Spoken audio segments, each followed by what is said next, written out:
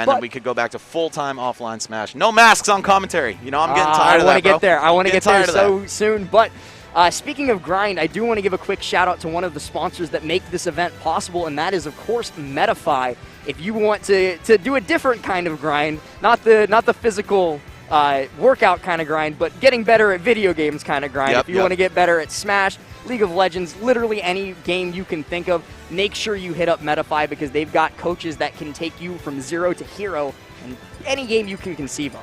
Yeah, and a fat 15% off with the code TGS15, by the way. The gaming stadium is what TGS is, the proprietors of the Pinnacle. So please check out Metafy.gg. Last himself is actually a coach on there. You know what? You might even be able to find me soon. I'm going crazy full-time with Nick, and I think I've got a lot to teach some new or experienced players. But, you know, I'm not there yet, so. So I actually do think that they were talking about instituting some Nickelodeon coaching, and I definitely think that you will be at the top of that list going into it. And like you just said, if you want a really quick, really easy start, Metafy takes like 5 minutes to sign up for, and you can get 15% off of a lesson with TGS15 as your code. You can find me as well as a bajillion other coaches like MK Leo, Mewtwo King, Riddles, who we're going to see later on in this bracket. All there, ready to... Hazmat, bro. Hazmat as well. Shout out Hazmat. He's the guy who made Mars look foolish, if you don't know. Yeah, embarrassing a top 4 player in the world. Can't get any better than that. But either way, guys, yeah, we got some extremely talented top 4 Canadian, potentially, players in the world. All of Ontario's best, all of BC's best are here, and they're fighting for this title. This, you know, a lot of top players were supposed to come to this event but couldn't make it last minute, and I think the story is so much more exciting without them. I'm going to be real. East versus West Canada, something that has not yet been answered in Ultimate. Yeah, I think if we saw MK Leo Mars Winners Finals for the bajillionth time, it would have been slightly less exciting than seeing the Canadians trying to get that East versus West crown claimed. And JW actually, a little bit earlier before he faced off against Ouch in Winners Quarters, he told me that he was washed and was going to get 3-0'd, and here he is in Winners Semifinals, showing that he is a liar, if nothing else. Their set was extremely close, too. JW ending at Game 5 in a 0-to-death, so you know Ouch is looking for that revenge tour in the loser's bracket, but man, he might actually end up meeting JW again if Big D keeps playing like this. First stock gone in like 45 seconds, extremely dominant. Yeah, I mean, a lot of the time... the double spins. This is the spin cycle for sure here. JW's got to be so careful. And he can't even get any of his normal combos started. You saw him going for the jab reset there, and the other Ice Climber, Nana, just said, no, you can't combo me. Yeah, that is the benefit to having 2 bodies on the field, especially when they get desynced, right? You can have this staggered pressure, kind of playing like Marvel 3, right? You've got your assist character, you've got your point. Oh my god! Big D, a menace on the sticks with this character! That was absolutely insane, and you mentioned it, the desyncs. A lot of the time when someone asks for like, how do I play against Ice Climbers? The answer is try and keep them separate, try and kill Nana first so you don't have to worry about her. But the thing is that JW's trying to do just that, and while he's keeping them desynced, Big D's kind of just saying, like, you activated my trap card. That's exactly what I wanted. Exactly. Big D knows that you're going to be looking to kill Nana, right? So he'll just run up on you with Popo. He has setups for your setups. He's been playing this character a lot of years, man. Melee, Brawl, and in Ultimate.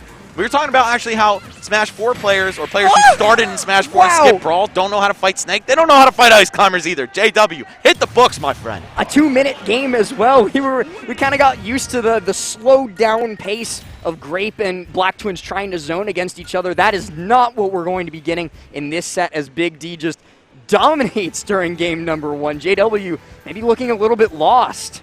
That was quick and dirty, to say the least. Whoa, he actually... left. He just won the set off that one game. Hey, I would give it to him too. I think JW just doesn't want to get clipped anymore.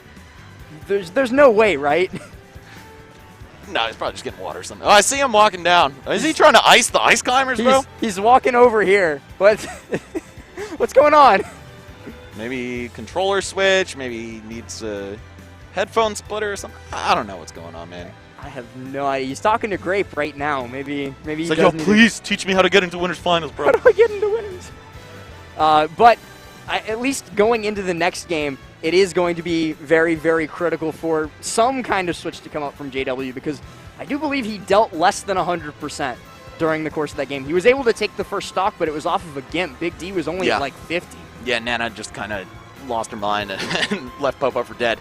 But either way, Big D, I mean, as far as I'm concerned, bro, all those Twitter monsters, like, they post sick clips, don't get me wrong, but no one is doing it like Dawson out here. Shoutouts to Yossi, though. Yeah, Yossi is sick. sick. Spinna Climber is sick.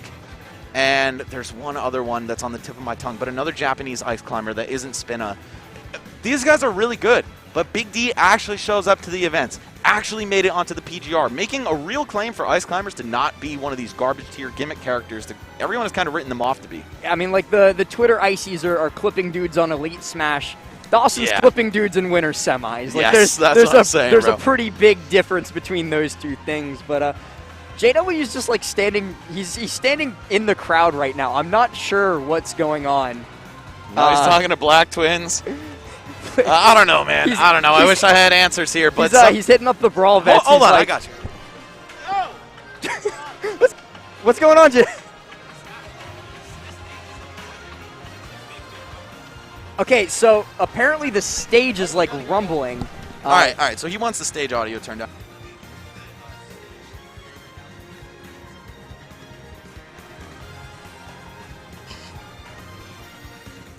Hi, Big D. All right, production is on it. We'll get JW to a more comfortable situation. Yeah, so apparently the speakers on stage are like cranked up so high that like every time a hit happens, the whole stage is rumbling, which I guess I understand how that would make you slightly uncomfortable while you're trying to focus on a game. It's the cost of top 8ing, bro. You know, you got to deal with the crowd. You got to deal with the speakers, right? There's going to be some things that take you out of your element when you're playing on stage in top 8. But, there are some pretty nice tools up there to help them kind of evade the hassles of dealing with top 8. And go ahead. Tell us about them. One of the biggest tools is provided by our good friends over at HyperX. They have actually provided both the players who are up on stage, or actually all the players who are up on stage, an instance of the Alpha S headset, which they've all got up there to make sure that they can focus right in on the game. They don't have to worry about hearing the crowd screaming. They don't have to worry about the speakers blaring in their ears. They can focus on just the game. And HyperX, shout-outs to them because they've been doing it big for the longest time. But JW now retaking his seat next to Big D. Big D's just been big chilling up there the whole time. Big C, bro. Yeah, not a care in the world for this guy. I mean, he's sitting pretty up a game, poised to go to the winners finals if JW doesn't figure this matchup on the fly. And you know what, man? I feel like if you're not from BC, if you're not from Wi-Fi, if you're not from Japan, you probably don't know what's going on with this character. And also, if you didn't play Brawl. I know it sounds like a trope. I know it sounds played out. But there's a certain muscle memory that comes with years of fighting characters like Snake and Ice Climbers, where it's kind of more like a mini-game than playing regular-ass Smash with your opponent. And you have, like, this killer instinct against Nana. You know how she behaves, how the AI is prone to act. And just, like, being able to execute on that in a snap moment in the middle of a game is actually super, super important. JW, you could tell he's on the back foot here. He doesn't know what's going on to the same degree that Big D does. Yeah, and I mean, there are those characters. They've been like that in every single game since Melee, since I believe in 64 too, though I haven't played that game very much myself. But they just exist as hard matchup checks. And Ice Climbers, they've been a hard matchup check. 64 Ice Climbers? I never played them, but... Well, they don't exist, so you're safe. No, don't I'm saying, like, not Ice Climbers specifically, but no. matchup check characters. Yeah. And every fighting game has them. Yeah, and I mean, every time Ice Climbers has appeared in a Smash game, they've been a huge matchup check, be it from dealing with wobbling in Melee to chain grabbing in Brawl to whatever the heck is going on with them in Ultimate with these desync shenanigans. Dude, they're literally playing Marvel 3, Marvel Infinite more aptly because you have full control over the assist character. It's crazy, and if you're not ready for it, man, like, which almost nobody in the entire world is, then you're going to get knocked for a loop your first time around. So we'll see if JW is able to adapt. I think Greninja has a lot of strengths in the matchup. You got dash attack to burst in there and split them apart very easily. You have a very potent off-stage game, which is one of their weakest points. But you know what you don't have is range on a lot of your moves. Right. Your slower moves have those disjoints, but otherwise the hammer from the Ice Climbers is actually enough to outrange Greninja. Right, I think JW is probably going to be looking for a lot of those like full hop landing fairs to try and outrange Ice Climber's hammer. But another interesting thing that we actually saw at the beginning of game number 1 that JW was trying to go for was using up B. He was trying to use like the pushback that comes with up B to either push Big D out of position or off stage push Big D into a gimp situation. It didn't work out as well as he might have hoped for, and he kind of abandoned it very quickly. But I actually would like to see him make more use of up B, because that's what won him the set versus Ouch. It is, yeah, just at the last moment, the Wolf Flash failing to reach the ledge because he got pushed away. So, yeah, I think it's definitely a viable strategy against Ice Climbers. You really do want to capitalize on their poor offstage game as much as possible. Yeah, button check maybe. Maybe JW just trying to see if, like, the base is not too much for him now. Stage audio has been turned down considerably. I don't hear it nearly as much as I did, and we're pretty close to the stage and where we are. So it has been turned down quite a bit. We should be getting into the match very, very shortly. I think they're probably talking about like counterpick now. But 20 minutes later. 20 minutes later, Big D has just been on his Sigma grind set. Yeah, imagine like how shattered out of his mind. Imagine how like hype it would be if like as soon as JW like left Big D like went into training mode and started labbing against Greninja. Yo, hey man, make the most of your time on the stage, right? If your opponent's going to afford you that kind of opportunity, why not? But it looks like we're ready. I think we're going to be kicking it off. It's game 2 any second. JW, yeah, full gamer lean in effect now. We can only hope. In terms of counter picks, FD did not work out at all for JW. You need somewhere with platform, so that way you can at least be relatively safe in landing against Ice Climbers. So he is probably going to be going towards, I'd guess, either PS2, maybe Battlefield if he wants that extra top platform for some extensions. But I think he just needs anything that's not FD or Kalos. That said, it is kind of dangerous to give them that overhead shelter because their up air is so good as a juggling tool, right? One of their longest range moves, does a lot of damage, combos well, right? So the Ice Climbers are actually pretty scary on platform stages too. I obviously agree, like FD is very good for them and you don't really have it out, but also they get a new form of pressure when you add platforms. Sorry, are we going back to Spring Stadium? Maybe. Did they Maybe Omega. Did they jump into Spring Stadium? Oh, it looks like wait. That's normal Spring Stadium. That's normal Spring Stadium. Are we playing this? No, this is a button check. Yeah. Okay. Spring Stadium's like so close to legality. If it's not for those like top like little ceiling things that you can tech off of. Yeah, the stage would have been sick. It's like Smashville with the tinier platform. It's basically like it's the same thing that people hope Hollow Bastion will be. Yeah. It's just that little like those top things that you can tech off of is the main thing that stopped it from being legal. So I was just wondering if like we might see the rare gentleman to Spring Stadium here. Dude, I would have been down, but I'm glad the players aren't doing that to us because I would have had to pretend to get hype when they get saved by the ceiling. All right, here we are. Is that PS2 that he picked? I think it was PS2. Yeah. I wasn't looking, but I think it's a safe bet. Big D picked back onto the Ice Climbers and JW taking one last drink of water to prepare himself to go back under the breach. Just to make us wait. Just to make us a little bit longer. All right, here it is. 20 minutes later, it's time for game number 2. Greninja versus Ice Climbers, nothing changing on that front. Big D does have a couple other characters in his back pocket, though. He's got DDD, he's got Mario, he's got Captain Falcon. He even has a Peach, believe it or not, which I found insane when he whipped that out for the first time at either Battle of BC or Play with Heart. Forget when I saw it, but yeah, Big D, you know, you might know him for the climbers, but he does have some deep pockets on him. What is this decent combo? JW cannot escape. 84 and still counting upwards. Can he get out of this? Oh, falling out of the up tilt just barely. Okay, you're going to see JW with the second lease on life here, but that very well could have been a death combo. No, it is a death combo. Yep, you're done. That is absolutely death. Up tilt into up air. That's the classic kill confirm out of a desync. It's just so insane that like JW takes one hit and he gets one hit in, and that one hit accidentally desyncs Big D, and then he takes 100 off of it. Right. It's like, hey, I didn't even have to do all that. I didn't have to set it up myself. You did it for me. Thanks, Chief. Ooh, down throw, up air, okay. Just some classic stuff. The mid-percent combos. Can't really get anything too insane. But JW now the chance. Yeah, there goes Nana. Popo almost finding his way into that up air. Swiftly dodging it, though. And there we go. Down tilt fair. No, just barely enough to hang on. Popo a little heavier than he might give him credit for. Oh. Big D actually saved his jump throughout that entire sequence, too, so he was still able to get back to stage. And I wouldn't underestimate Sopo if I were JW. Big D can still put the hurt on him, something fierce with this singular character. He's looking for those little extra bits of chip damage, and he keeps finding these side Bs. Now JW coming back to stage. The ledge trump bear almost finding its mark. Bro, the big B's on Big D right now. Who goes for Sopo Trump like that, man? I feel like you're always expecting your opponent to be playing so scared. when they're with the one climber. Wow, falling out of the up air. If that was SDI on purpose, this guy's actually just a god. Big D, I think at this point, with Riddles finding himself in losers, probably the favorite to at least be in winner's side grands at this point. JW, of course, down but not out. There's still obviously the possibility that he finds his way back into the set. But with every desync, every big hit, it's looking less likely. Just one key hit away from taking the stock. Yeah, it's going to be the up air. Such an active move, especially because Popo swings first, then Nana swings. Like, dude, good luck. And it also frame traps, so have fun getting back down to the ground. Oh, the assist, though! Ice block into Squall Hammer. I like it. Now getting that side B yet again, and these side Bs, JW's just having like no luck whatsoever getting past them, especially when Big D finds that desync and he can get two going at different timings. It's so hard to get past. Gets the dash attack, but on the wrong icy as well. He's not having any luck getting started. Here we go. There's the grab. Okay, couple up airs. Big D still just so close to closing out this game, man.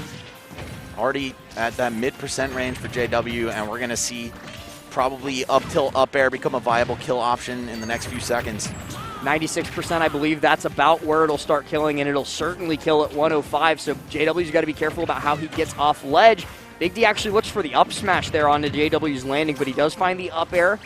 And just the raw F smash out of nowhere. As a whiff punish on the dash attack, too. Not the slowest move out there. So great timing by Big D, and also just outspacing that burst range perfectly. Going to see a very clean finish to game 2 from Big D, man. He's just looking immaculate. And I feel like all of his opponents, unless they're in that BC, like Elite 4 tier, they're going to be the ones playing catch-up. They're going to have to figure out what Ice Climbers are all about in the moment. And with that kind of informational advantage, you could really make this character look godlike. Right, it's sort of almost relying on that epiphany when you don't know the matchup. Yeah. You're trying to learn it on the fly against a top 50 player. That usually doesn't bode very well for you. Now, of course, it's possible. It happens every once in a while, but it's not all that common, and JW seems to be just another victim in the long line of matchup inexperience. Oh my god, the Blizzard Wall's just too much for Greninja to approach through. Probably even clanks out the Water Shurikens. Not 100% sure on that, how those two moves interact, but either way, JW has not come up with an answer for this. It's, yeah, over 100%. Oh, dropping the up air. Shadow sneak through. Okay, JW, he's got a chance here.